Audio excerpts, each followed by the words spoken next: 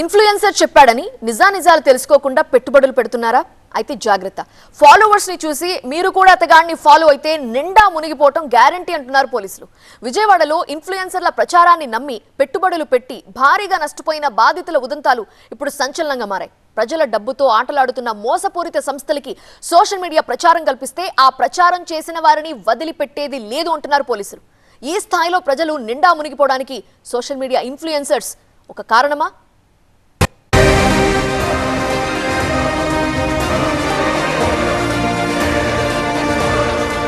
విజయవాడలో బయటపడుతున్న పెట్టుబడి మోసాల వెనక సోషల్ మీడియా ప్రచారం కూడా కీలకంగా మారిందని పోలీసులు గుర్తిస్తున్నారు.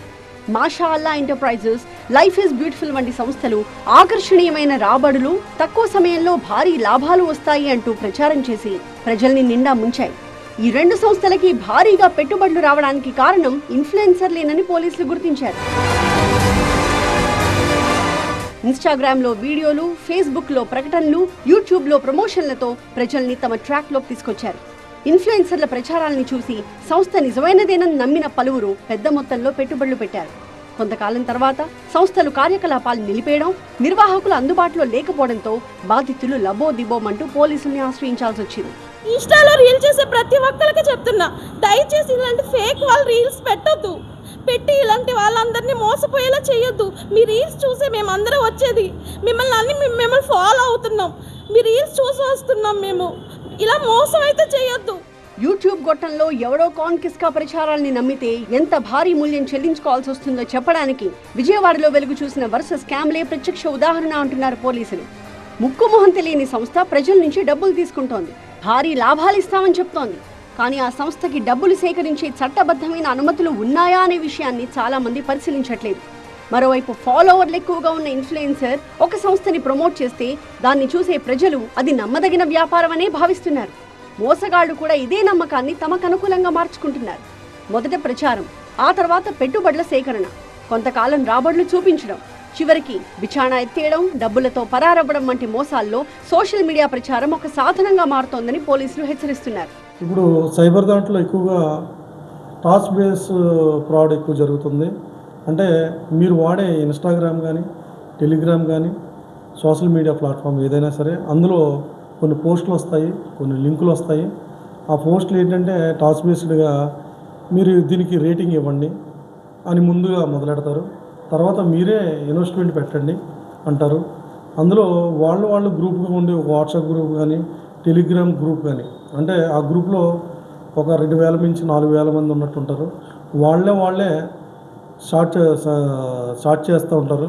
మాకు 1 లక్ష రూపాయలు వచ్చింది, 2 లక్షలు వచ్చినాయి ఇవన్నీ చూసి అందులో ఎవరైతే ఇన్నోసెంట్ ఉంటారో అందులో వాళ్ళ డబ్బులు పోగొట్టుకోవడం జరుగుతుంది. మెయిన్ ఇన్ఫ్లుయెన్సర్స్ వీళ్ళు ఏదైనా వీళ్ళు ఇన్ఫ్లుయెన్సర్స్ దాన్ని ప్రమోట్ చేస్తే దాన్ని మీరు క్రాస్ చెక్ చేసుకోవాలని, ప్రతిదీ ఇన్ఫ్లుయెన్సర్స్ చెప్పింది ఇది గుడ్డిగా నమ్మొద్దని ప్రజలకు చెప్తున్నాం. అందుకే ఇకపై ప్రమోషన్స్ చేసే ముందు సంస్థ గురించి తెలుసుకోవాల్సిన బాధ్యత ఇన్ఫ్లుయెన్సర్ల పైన కూడా ఉంటుందని విజయవాడ పోలీసులు స్పష్టం చేస్తున్నారు.